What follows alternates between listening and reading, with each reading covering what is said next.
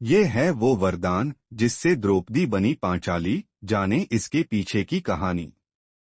द्रौपदी पांचाल देश के राजा द्रुपद की पुत्री और पांडवों की पत्नी थी।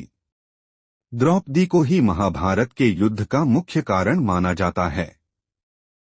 द्रौपदी के अपमान का बदला लेने के लिए ही महाभारत का युद्ध हुआ था। लेकिन क्या आपको पता है कि द्रौपदी का विवाह पांडवों यानी 5 पुरुषों से क्यों हुआ था? द्रौपदी पंचकन्या में से एक थीं, उन्हें चिरकुमारी भी कहा जाता था।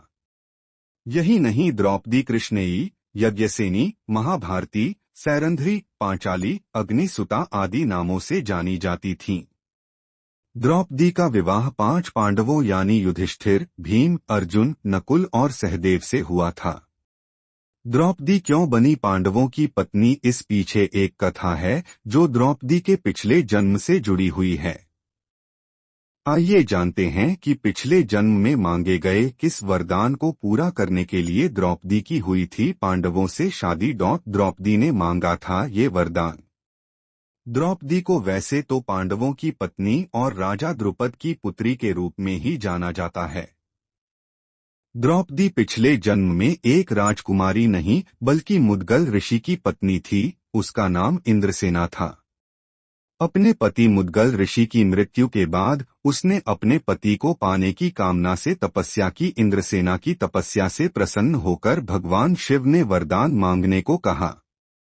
इंद्रसेना ने वरदान में 5 बार कहा कि वह सर्वगुण संपन्न पति चाहती है, जो धर्मपरायण, बलशाली, श्रेष्ठ धनुर्धर, तलवार विद्या में निपुण और सुंदर हो। उसकी इच्छा को सुन भगवान शिव ने कहा कि अगले जन्म में तुम्हें 5 गुणों वाला पति मिलेगा।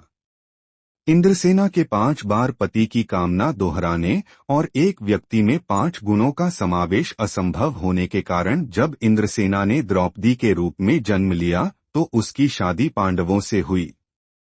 पांडवों में वह 5 गुण थे जिनकी कामना द्रौपदी ने अपने पिछले जन्म में की थी।